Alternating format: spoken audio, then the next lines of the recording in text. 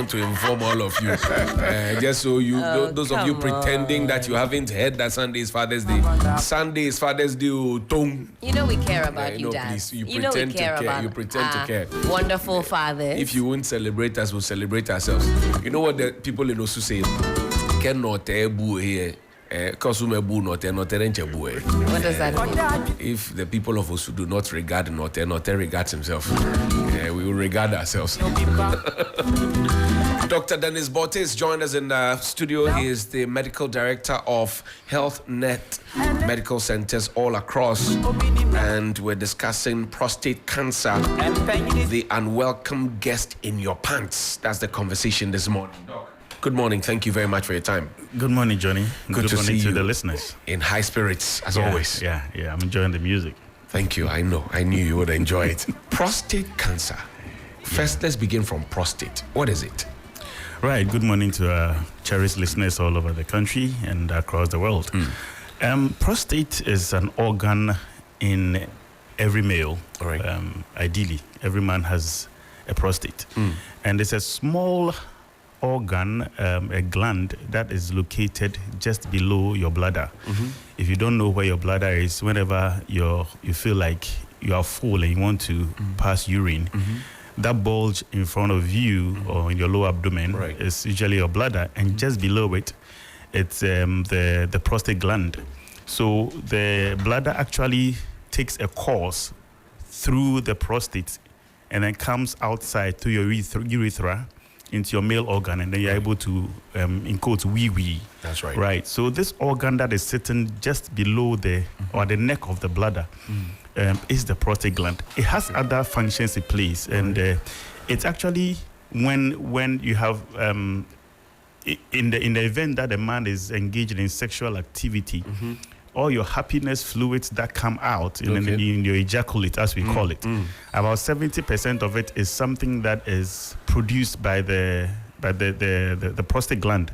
So a lot of your happy fluids are actually a product of the prostate. Right. It discharges it into, and then it adds to your semen or your sperms that are actually coming from your testicles. Okay. So the testicles has the sperms in there. They move like tadpoles, and they climb up. But they need a certain medium to travel within. That's right. And that is the prostatic fluid. So the prostate produces that. So in the sexual activity, there's excitement, and the prostate also gets excited and produces 70% of the fluids. There are other glands around the place, Cowper's glands, seminal glands, that also add a bit of fluid to it, but the majority of it is from the prostate. And that is usually the main function of the prostate, producing prostatic fluid that helps the sperms to navigate their way and give them the right kind of medium in terms of the right environment in that medium to be able to navigate out and thrive. Doc, so now you have described the prostate. Now, what is prostate cancer? The thing that two words put together that most men don't want to hear. What is it?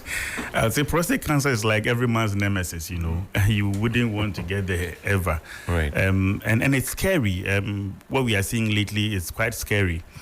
So when we talk of prostate cancer, we are talking of a situation where the normal cells in the prostate, at a certain point in time, they're supposed to follow a certain order, the order that they are supposed to follow in terms of the cells dividing and new cells being formed. Like as usual, you have your skin, you see your skin cells since you're a child. Peeling off. It's peeling off, new ones are coming. You don't even notice it because there's something we call apoptosis, programmed cell death. So new ones are forming, new ones are dying, forming, dying. You don't even notice it. Right. But there's a particular program. There's an information that they follow. So you don't expect skin cells to start forming tongue cells. You don't expect skin cells or your eye cells to start forming skin cells. Right. There's a program for every particular cell. However, in the production of these cells, something may go wrong in the information, and the wrong cells would be produced. And these wrong cells can either be benign cells or malignant cells. In the case of prostate cancer, it's the malignant cells that are produced.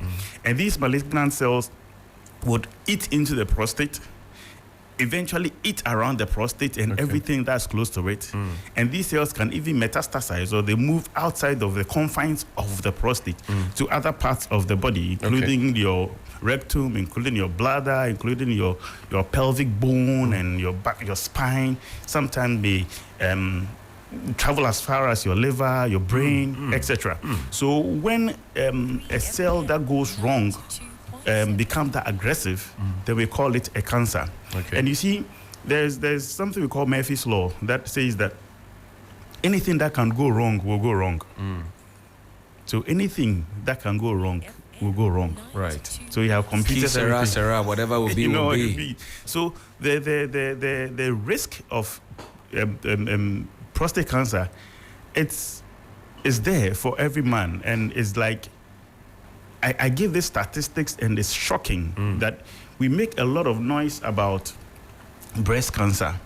But if you look at the statistics really, with breast cancer, the prevalence, we say that probably 1 in every 8 to 10 women would have breast cancer in a lifetime. Right. So that's like 10%. But if you come to prostate cancer, 1 in every 6 men. Yeah? Yes. The number is drilled down. It's drilled down. 1 in every 6 men is likely to come down with prostate cancer in a lifetime. And what is even more shocking? Tell me. What is more shocking is that for the number of people who are diagnosed of prostate cancer in a year, I mean, we're looking at global figures of about 1 million men, new cases every year. 1 million globally. In Ghana, we are looking at about 1,000 men every year. Sometimes somebody will say that, oh, well, I mean, globally, we have about 7 billion people. If 1 million of them have prostate cancer, are diagnosed of prostate cancer, what's the big deal? I mean, we have so many billions of people. But I use this analogy all the time for you to understand. Recently, we were watching the match between Real Madrid and Dortmund. You see how the stadium was full. Yeah. Full to capacity. I mean, you can probably count like 50,000 people in the stadium. The stadium is full. Right. So ask yourself, how many 50,000s are in 1 million? That's about 20, right? That's right.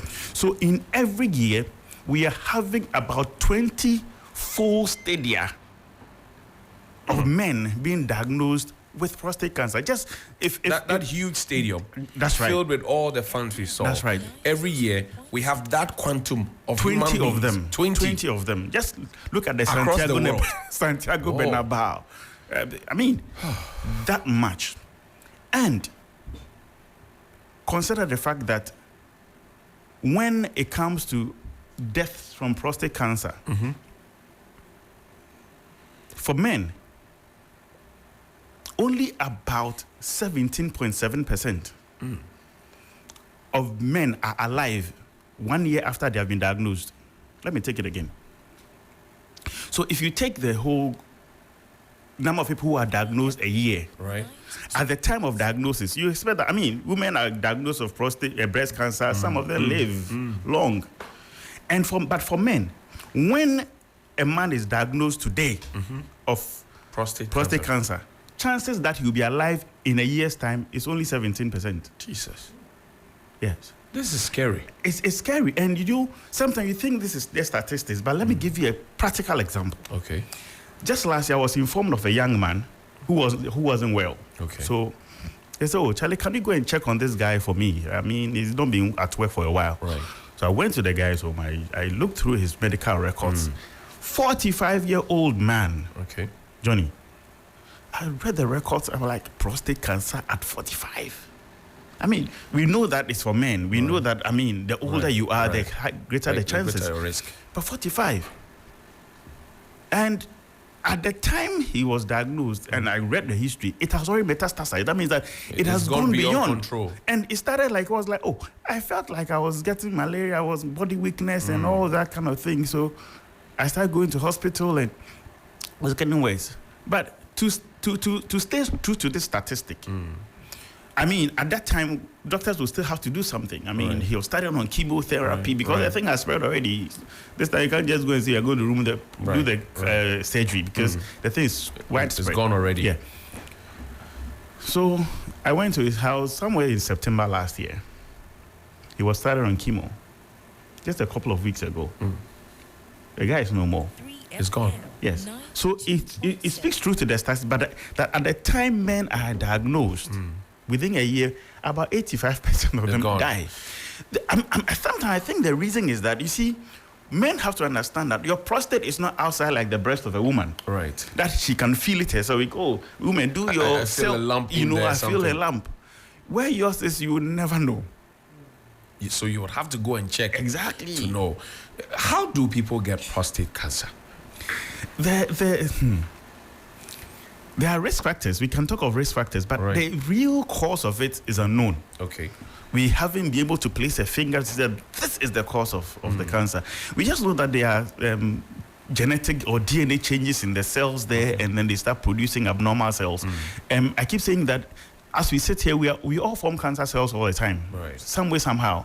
In the factories that are producing our cells, or regenerating our cells, things go wrong all the time. Is that if you have a factory and they are producing a certain product, as it rolls on the whatever, some go wrong. Somebody has to pick them out, right? So our bodies are made such that we have our immune system. We have something called natural killer cells.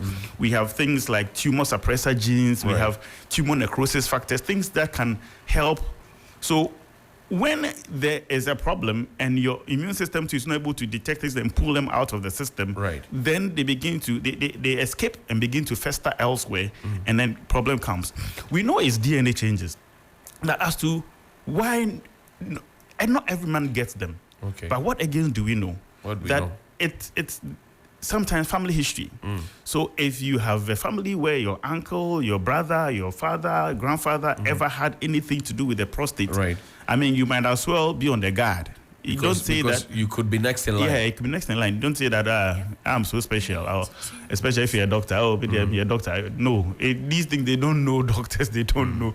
If the risk is there, make sure that you deal with it. So apart from the fact that you are a man and you have a prostate, the fact that you are aging, and again we see majority of the cases in older men.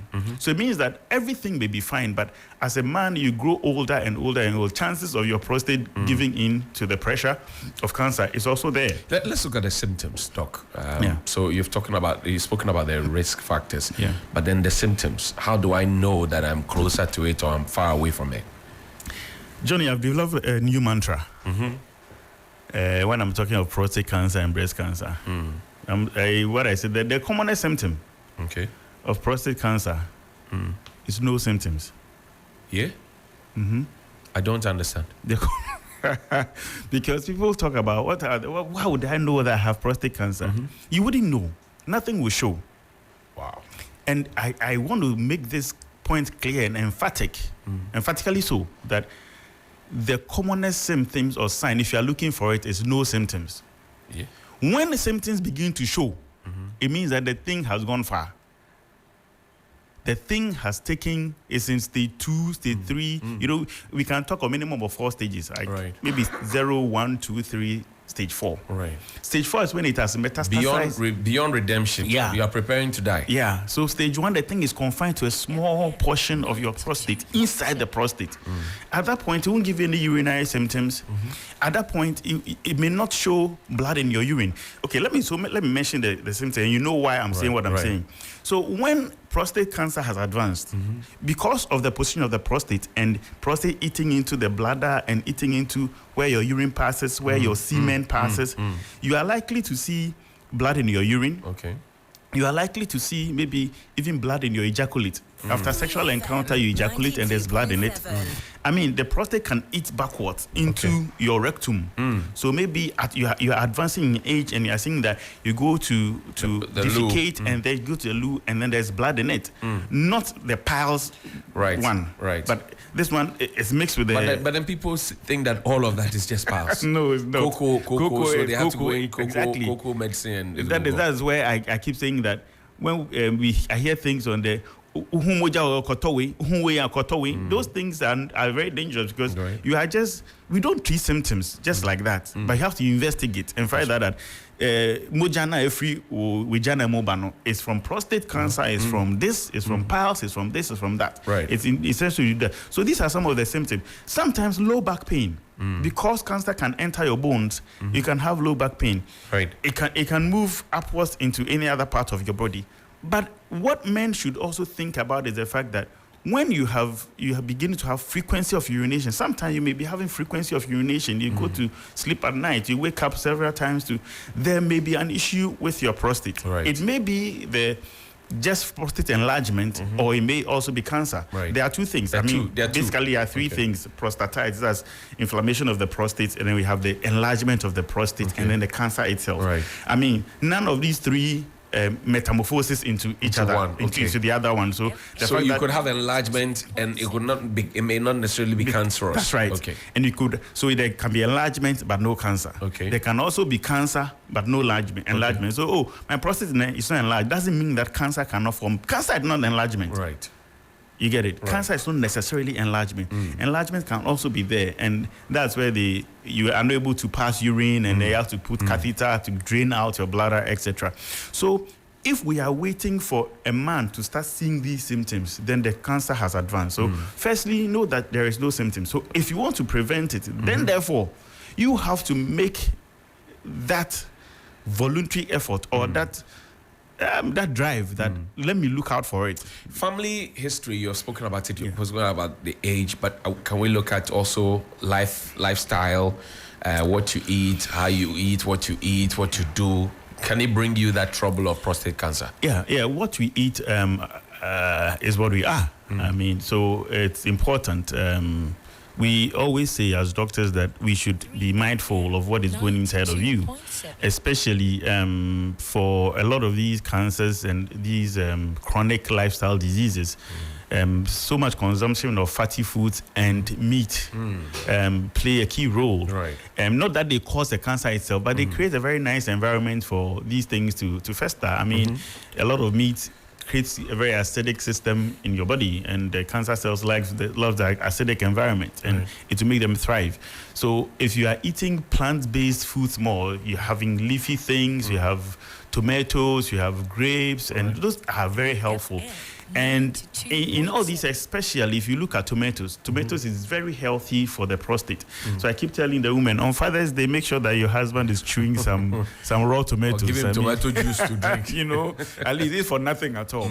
If every day you can give your husband some tomato in his diet, if you can get it raw, it contains something it has this thing we call lycopenes, which are very healthy antioxidants, and they help protect the prostate. It's been noted that in a certain part of the globe, you look at the Mediterranean areas, Middle East areas, they have low prevalence of prostate issues in terms of enlargement and prostate cancer. Right.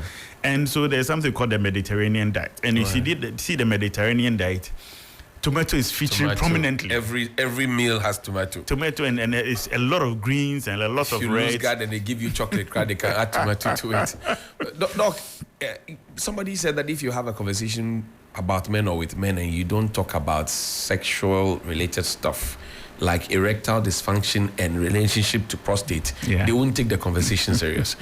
Can prostate cancer give erectile dysfunction?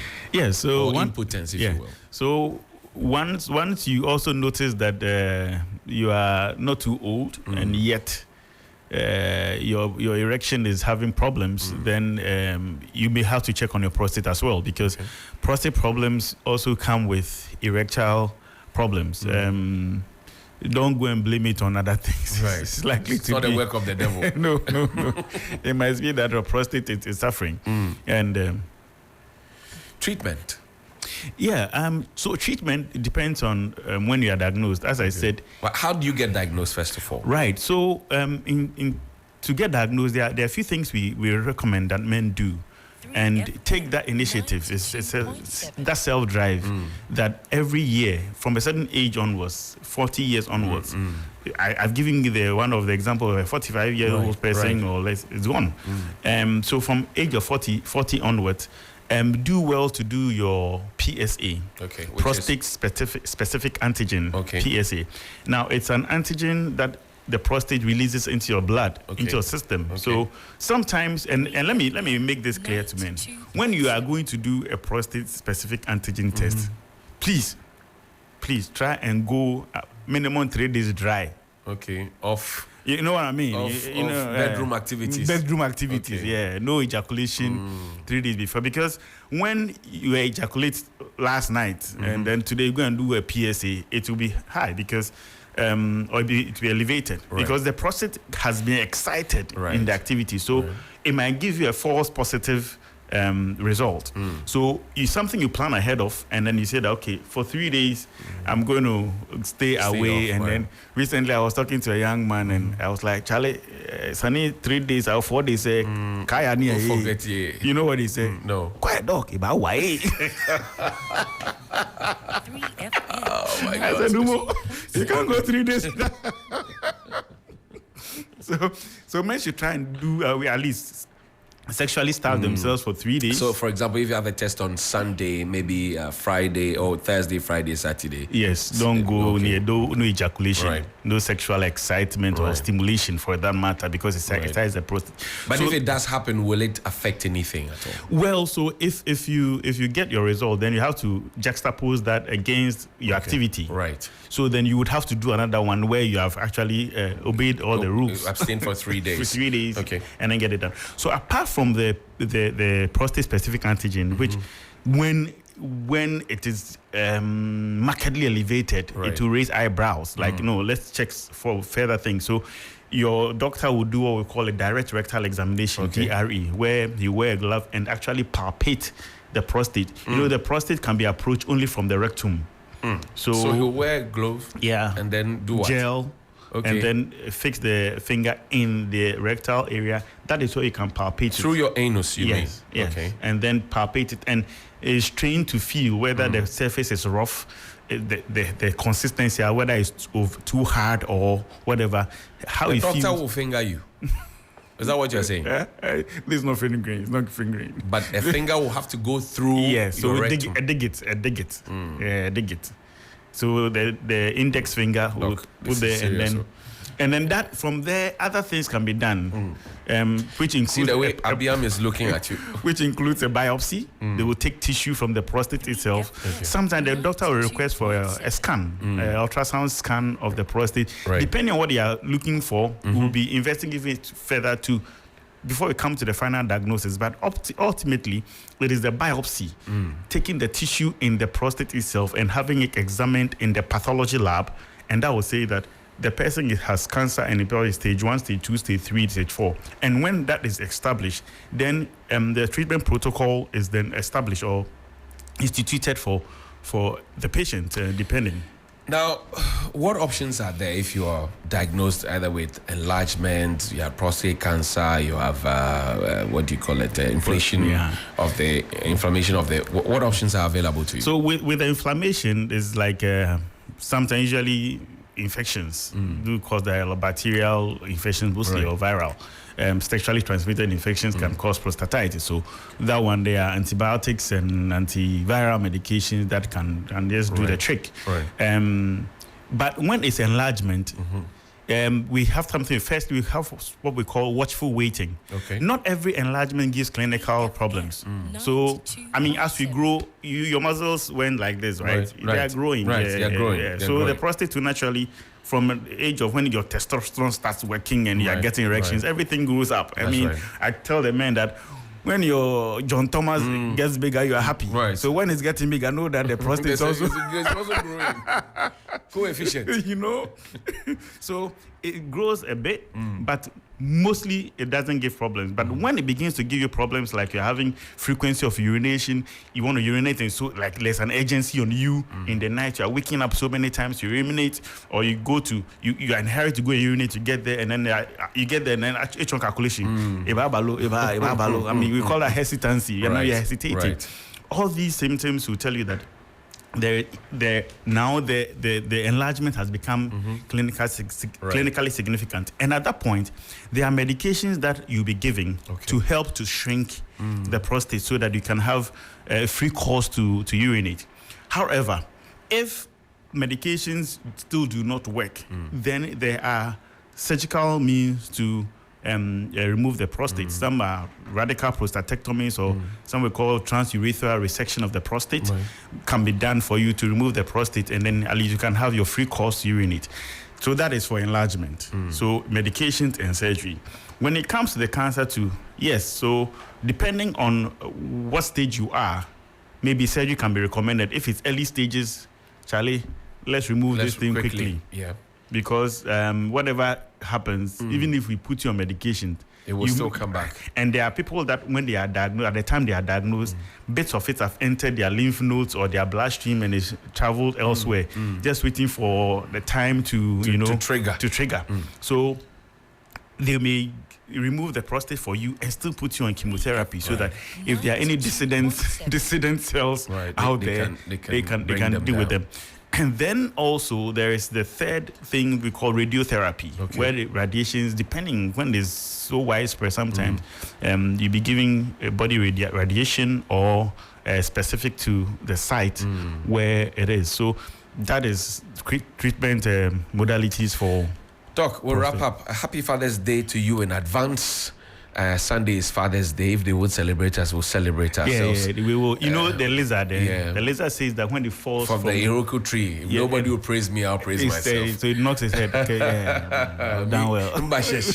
Doc, closing thoughts as we wrap up this conversation. Right. So to our cherished listeners out there, I'll say that prostate is real. I mean, it's not as far away from you as you think. I have seen people in their 40s and they have prostate cancer.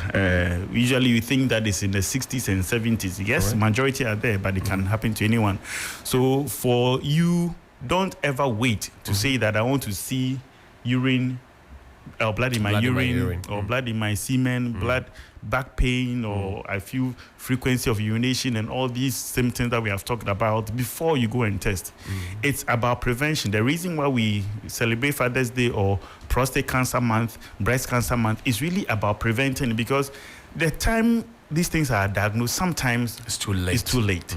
So use this opportunity of Father's Day. Just go and do a PSA, a prostate test, and then see where your levels are. Okay. Doc, thank you very much. Dr. Dennis Botti, as always, bright and sharp, and he shared his nuggets of wisdom with us here on the Sunrise Morning Show. He is the medical director at Health Nest Medical Centers all across the country. You find Doc, always a pleasure. Thank you so much indeed. We'll take a break. When we return, we'll activate the phone lines for you. Helen, did you have a question for Doc? No questions. Of Boo? Well, he's fast approaching the age for which he should be. I recall when my dad went and he was, putting it off for a very long time, even though the signs were there. And I remember my brother drove him to go and get a test. And when he came back, the way he collapsed face front onto the chair, he said, whoa, what's going on? I know for a lot of men, that is what really, really puts them off. But if you're listening to the statistics that Doc has for us this morning, you put that discomfort to the side. Please, we need you. As Johnny is talking about Father's Day come Sunday, if you're not here, we can't celebrate you, so go and get checked out. It's the gloves and the tapping part. That's what scares a lot of people away, but it's all good.